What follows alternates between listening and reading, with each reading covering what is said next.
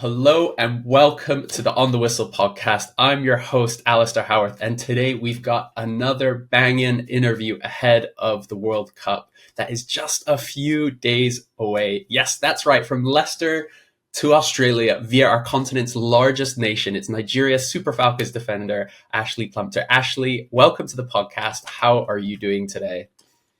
Thanks. Great intro, by the way. I'm good. I'm just chilling in my room at the minute. We're on the Gold Coast, so I think it's about an hour south of Brisbane. But no, I'm good. Feel chilled and enjoying even though it's winter here, the weather's actually really nice. So Yeah, what is the weather like? How is it? Do you know what? It's like in the morning and in the evening, it's kind of cool, but in the day it's always been really hot, but not like really hot to the point where it's like unbearable. It's like a nice heat, like in England we have in summer when it's really hot, it gets really humid and sticky, but this is like perfect weather, and this is their winter, so I can't imagine what the summer's like.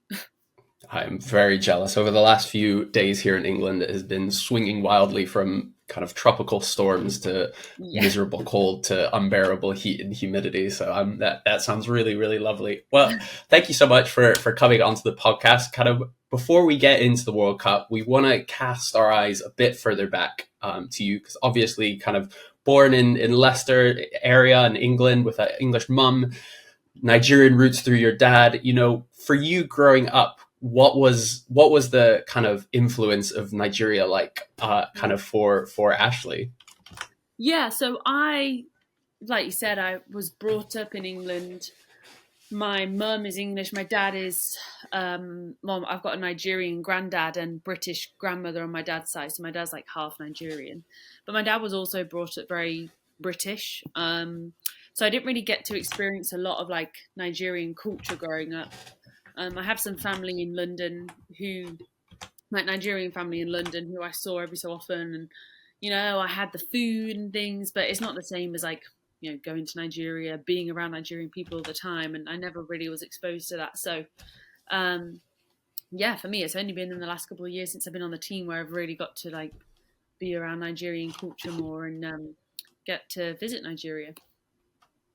And I feel like you're quite kind of unique in that respect. Obviously, we see loads of people with mixed heritage, which mixed nationality, and often it's kind of they play for one team and then they get an offer from another team and they kind of decide to switch allegiances there. But for you, it was kind of a really conscious decision, wasn't it? To actually, I'm going to not reject my Englishness, but I'm not going to go for that after being a part of the kind of youth setup and stuff. But I'm actually actively going to kind of pursue kind of becoming Nigerian in a sense. Kind of tell us how did that decision come about? Why did you kind of go about things that way? Yeah, I actually did an interview recently to try and describe that the best way I could, because I always describe football, for me, it's not, I wouldn't say my football journey is just a specific football journey. It's more of a life journey. It's football something that I've always done, but I've never really considered myself like, I don't know, just a footballer kind of thing. Like, and everything that the decisions I've made in my footballing career have been more than just for football reasons itself. Like playing for Nigeria, it was something that I considered because of the importance and the responsibility I felt I had as an older sister to a younger sister who was a mixed race like me, but looks a little bit different to me. And we spoke about our heritage a lot together, but also just I felt the responsibility just being mixed race. And in COVID, I was doing a lot of like watching some like documentaries about Nigeria and West Africa, and I was like, you know what? I've never really like delved into my heritage, and I feel like I've been really lucky because football's given me the platform to have some really cool opportunities. And at the end of the day, I've learned more about myself through the opportunities I've got through football. So like going to the States to go to university. I know it was a footballing decision, but it was also a decision I wanted to make from an educational standpoint. And football was kind of like the driving force for me to experience that. And then getting to come back home, playing for Leicester, and same thing, like representing something bigger than myself was my home. And then with Nigeria, again, it's the same thing. It's like, for me, yes, I know I'm representing like my national team, and I know the weight that carries, but also for me, like just as an individual, I'm doing it because I feel like I was meant to, like I wanted to learn more about what this would mean for me and what I learn about myself through being a part of the team. And that's really interesting. And kind of, do you mind me asking, like, is there also an element of kind of extra wanting to force that through because of kind of you come from a mixed race family? But I know you've spoken a lot about how, oftentimes people just assume you're white. I mean, I say this as a very white person who's wearing my Kenyan rugby top to kind of as a way to constantly prove that I am from Kenya, even though I don't look like it. Is there that kind of extra, not motivation, but sense of kind of wanting to push that forward because actually, and showing that complexity to you, because maybe most people would look at you and not kind of see that Nigerianness in you? Yeah, I mean, like you said, you put it well there. Like I've always been brought up and people just think, people say to me all the time, have you been on holiday? And they say to me all the time, like, you're so tanned. And I'm like, okay, yeah, I do catch the sun pretty well. But also it's because I've got Nigerian heritage, and they're always like, oh, wow. Like I've got so many people say, I didn't expect that. I thought you would be like, if you was, from somewhere else, that's what people would say. If you're from somewhere else, I'd probably say you're like Italian or something. I said, no, I'm Nigerian here. And then I always, what I have to do to almost like prove it is like, this is a picture of my dad. And they're like, oh. But like, isn't that funny? Like people are literally basing their perception of my heritage comes from literally the tone of my skin, So, yeah.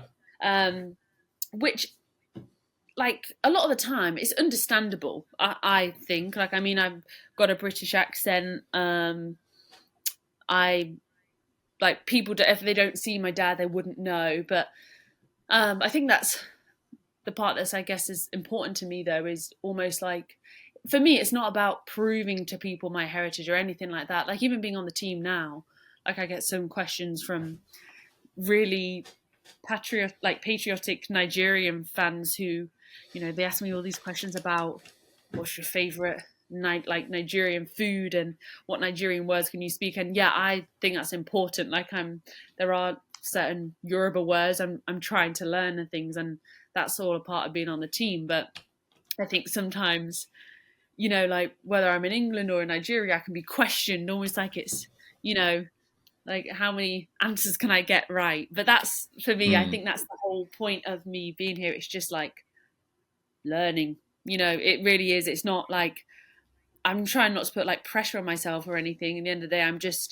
I always like to think that I'm just here to be as authentic as I can be. And in that, I'll always just try and say as true to myself as possible. And with that, I'll make mistakes. I'll say Yoruba words wrong, or I'll, I can't dance necessarily very well or sing very well, but it's all part of it. It's not, that's, I guess, the most fulfilling part is just like, this is an experience for me that I'm learning more and more, not just even necessarily like I'm learning a lot, just being on the team and being around girls that, speak pidgin all the time. And I'm like struggling to understand sometimes, but I think as well, it's like how being in an environment like this and some of the great things, but also the challenges. What am I learning about like myself? Like, and I always come back to that. It's like, what kind of things can I learn about myself in this, and what environments am I putting myself in to almost experience as much as I can. And the kind of, from our podcast, we would say we're really grateful for people like you, because like you said, there's no, especially in today's world, there's no sense of kind of the complexity, of kind of nationality and identity and things like that.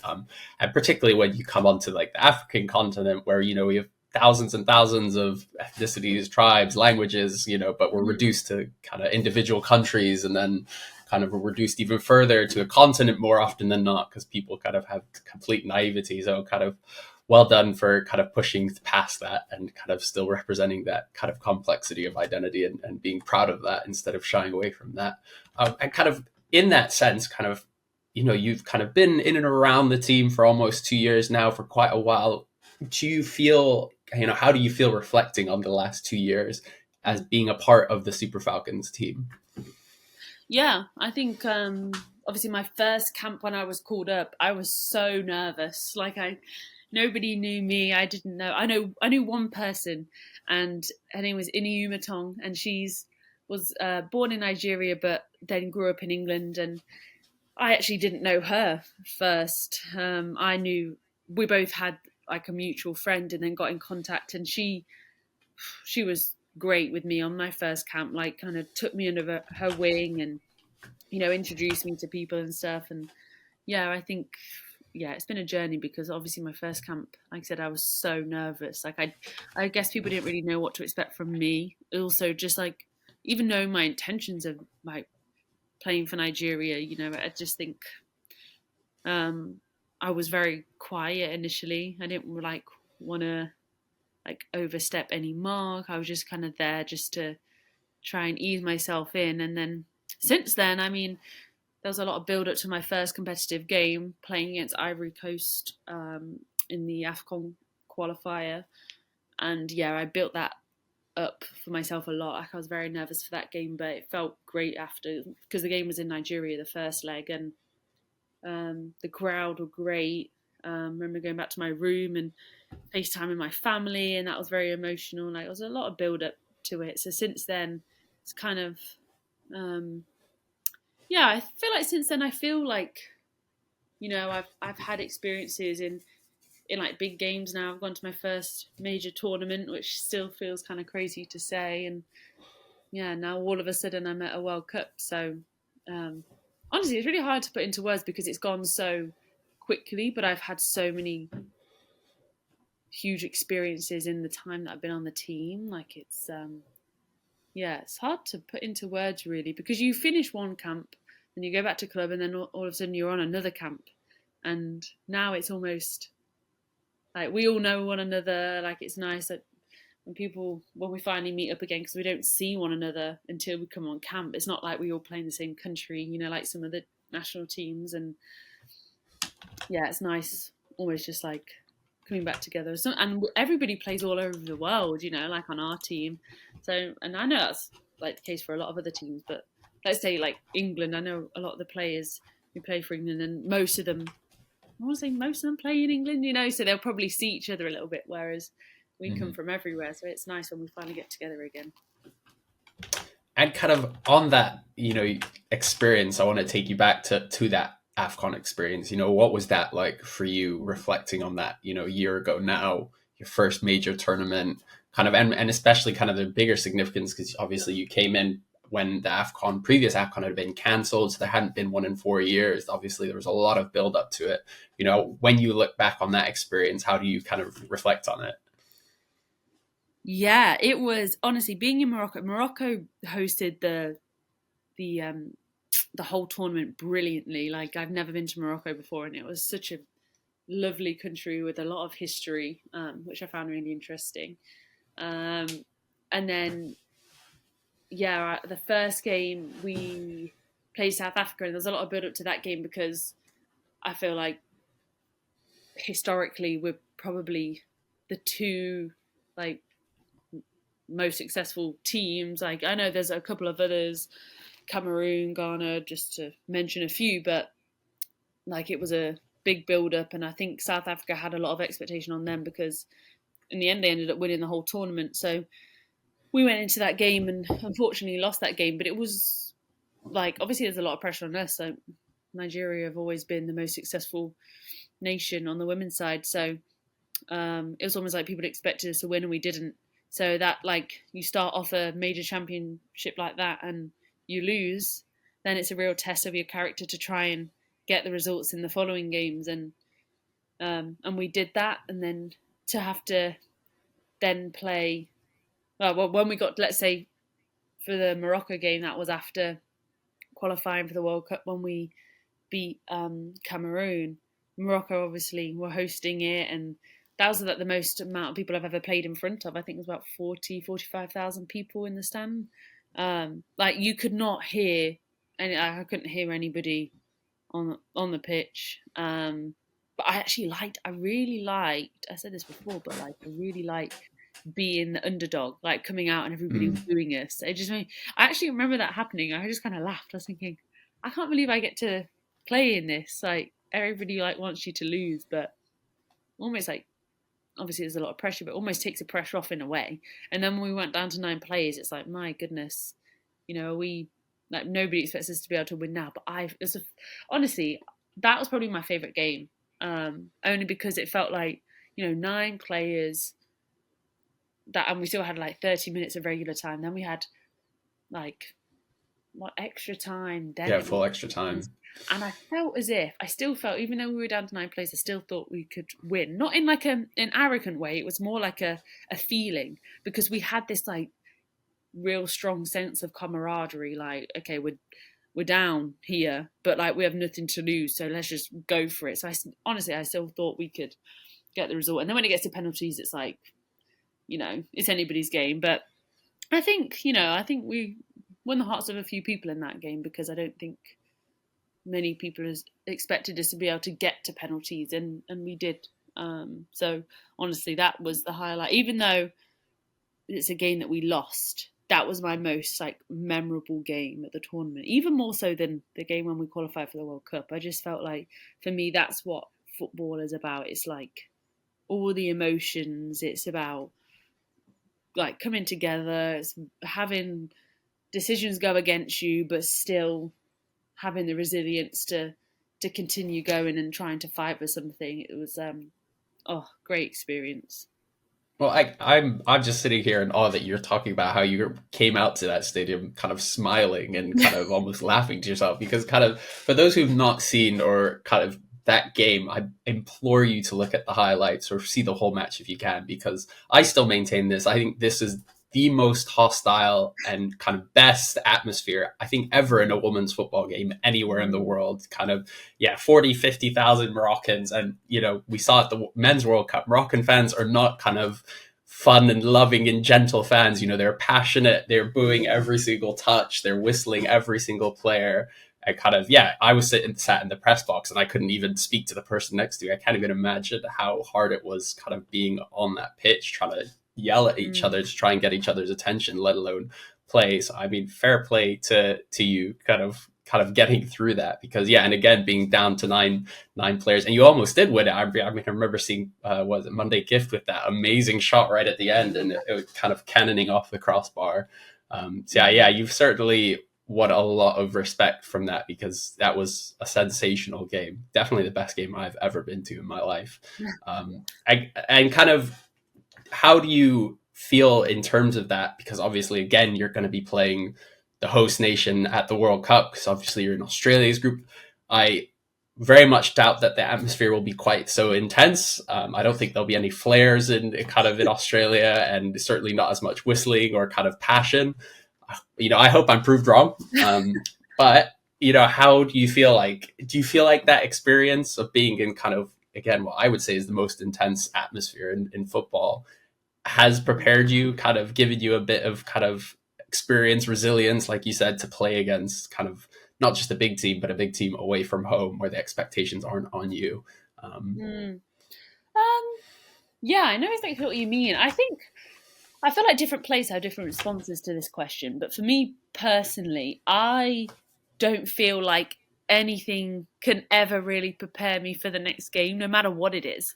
So, like, obviously, I've played in front of those Moroccan fans, but I think on a different day, I might have come out and felt like terrified. It just, honestly, it depends on the day, and I can't prepare myself for that. I feel like what I've learned is like this sport has given me so many experiences of so many different emotions, and I almost like I just try and allow it. So like with the Australia game, I don't know how I'm gonna be. I don't know. Obviously, like you said, I don't know what the crowd's gonna be like. Like you said, that Moroccan game was something I don't know if I'll ever experience again. But yeah, I think going out, even if there's like more fans at this game against Australia, for me, it's really hard to predict how I'll be. I think at the end of the day, it's just how I turn up on that day, and how I feel is it, like I don't think having the previous experience of playing in that necessarily helps me. I think I've just been through it, and I'll go and go in front of the same kind of, opposition crowd and see how it goes. I know that's not necessarily like a great answer, but that's kind of how I am. I don't think I could ever be prepared in that sense.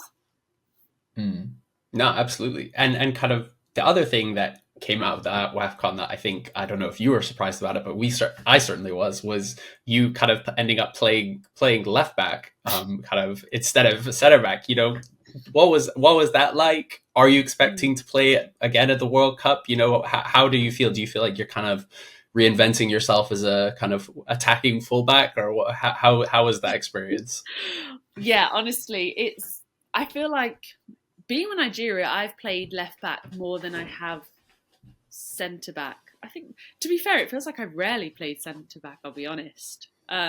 Which, when I first was told I was playing left back, I was so nervous, because when it's something that you're not, like, I've known centre back, like, I signed my first professional contract as a centre back, like, and I grew up playing as a winger, and then I ended up moving to full back in college, but that was like college, and I did it for like a year or two, but like in the professional game, I've always been a centre back. But yeah, when I was told I was left back, I was so nervous. But I'm just like, people can tell you to play different ways or whatever, but at the end of the day, I'm kind of just like I know my own body, and I know my strengths and weaknesses. So I kind of am almost, I'm transitioning to left back, but I try and play me in the position, if that makes sense. But yeah, it's obviously it's not something I ever play at clubs, so I don't necessarily get the get the practice. But I feel like I've played probably enough games now in Nigeria to know that, like, I can play there. And like you said, it depends on that. I'm a kind of an all or nothing kind of player. So to be fair, when I've been in training, like at Leicester, for example, in small-sided games, I like to be up top. So, like, I don't know. I do like to I do like to attack. Like, being a centre back, it's not all just about defending. Like, I love having the ball. I love going up for corners and things. And with left back, I think sometimes I can get carried away because I want to be joining in the attack, and then you remember you've got to do a blooming 50-yard recovery run. But at the end of the day, it is fun. It is fun. Looking forward to that surprise selection of you up front. Asisa Ashwala, no thank you. Yeah, that's definitely not. We've got Ashleigh now up front. But I mean, looking now, we're just a few days out from the World Cup. You talking about being kind of an underdog. That game against Morocco was probably the first time in African history that Nigeria was actually considered potentially the underdog in a match. But that might not be the case at the World Cup. I mean, looking at this group, I would definitely say it's the group of death. Nigeria, Republic of Ireland, hosts Australia, and of course your first match is against Olympic champions Canada. Going into that match, how has that been preparing? Because, WAFCON is one thing, and in terms of the atmosphere and fans, that's probably even better than World Cup, as we've said. But in terms of the magnitude of the games, you've got the World Cup coming, and you're playing, some of the very best players in the world. How have you guys been preparing? How are you feeling kind of ahead of it? Yeah, it's still kind of crazy to think, like, we're here. I think, what are we now? Almost like 10. Yeah, like next week we'll be playing the game. But we've had, especially while we've been here, we've been prepping for the first game, and we've been quite, like, let's just say, methodical in that sense. Like, everybody's, like, I've been able to watch some of Canada's games. I'm familiar with a couple of their players. I think a couple of them play in the WSL, so I've come up against a few of them. Like I said, not that necessarily means that I'm fully prepared. Like, I always think football is football, but yeah, I definitely know how much of a good team they are. But I think the one thing that's a positive for us is that we played them in a friendly last year, and we played them twice, and I think we gave them a good go. I think, the second game we ended up drawing with them, and we actually felt like we could have got the win in that game. So And at that time as well, we were missing a couple of players that are now here on camp. So I think Canada will probably be thinking about that, almost like, they've played us before, but they know it's not going to be an easy run-in because we've got a result against them previously. So yeah, it'll be a really good matchup. And obviously, like you said, I feel like our group is very, very competitive. I mean, even like Ireland being the debutantes in the group, I mean, I just don't feel like they're a team to underestimate either, because I think similar to us, they have a lot of fighting spirit in their team to the point where, they put everything on the line to try and get a result.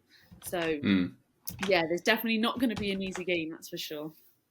Yeah, I totally agree. I think Republic of Ireland are, going to be really, really good side as well. Mm-hmm. And one of the other interesting things about this group is, in playing Australia, obviously you're playing the host, but also you'll be playing, potentially lining up against Courtney Nevin, who's obviously a teammate from Leicester.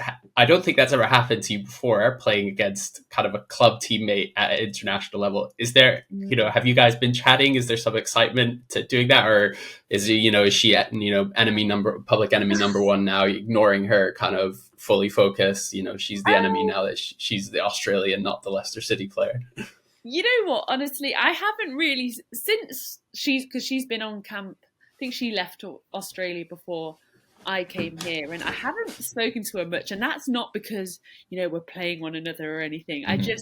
I feel like we've kind of been in our own zone. But obviously, Nev and I have a really good relationship because at club, we always played next to each other because obviously she's left back, I'm centre back. And I think we know how one another play, which is interesting. I mean, I'm trying to think. She would probably be on the other side, like I would love to be up against Nev. I love her. She's a great human being and a great player, but yeah, I think if she messaged me now, I would definitely, like, I wouldn't, be like, okay, we're on our own national teams, like I'm not going to talk to you now. Like I'm kind of like that. Like so it's a bit controversial. Like some people don't like to talk to their friends before a game or whatever, but for me, that doesn't change how I play. But no, that will be really exciting. I mean, we played New Zealand in a friendly a couple of months ago. So I didn't play. I was trying to look after my injury.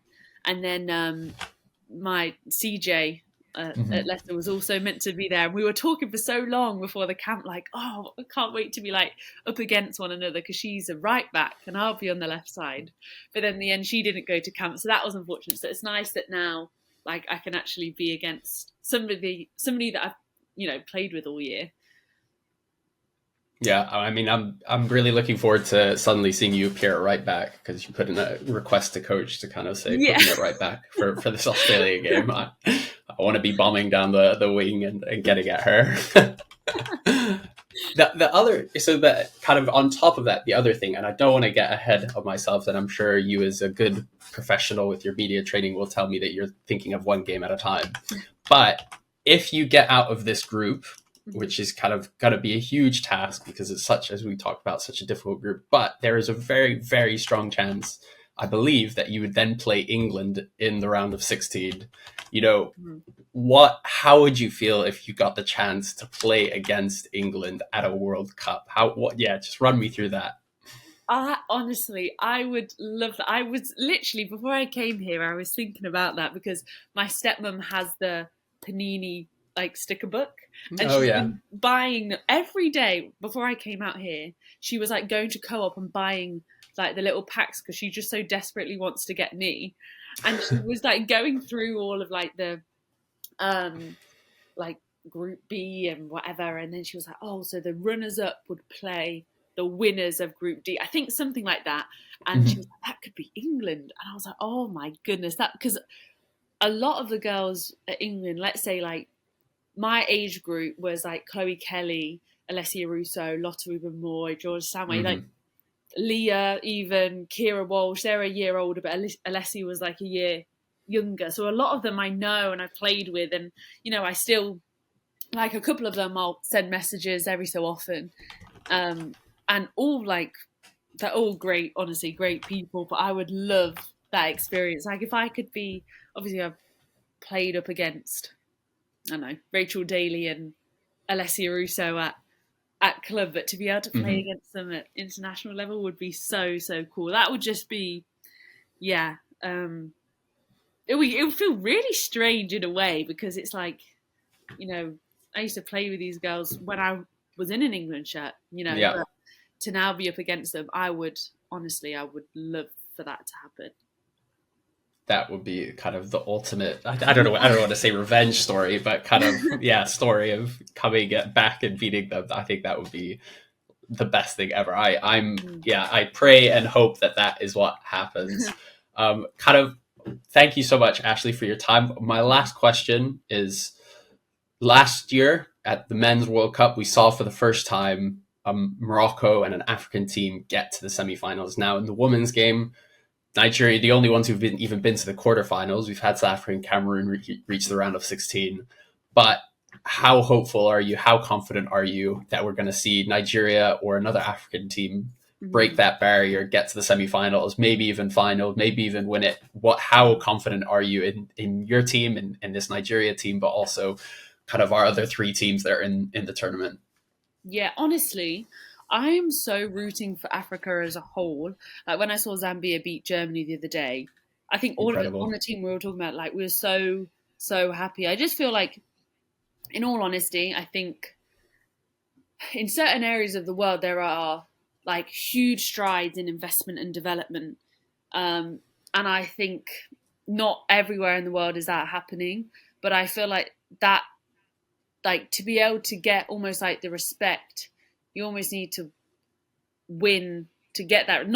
That's not necessarily how it should be, but to actually get the respect, like Zambia beating Germany, almost like it sets off alarm bells. I mean, like these teams have incredible players, but don't necessarily get the respect that they deserve.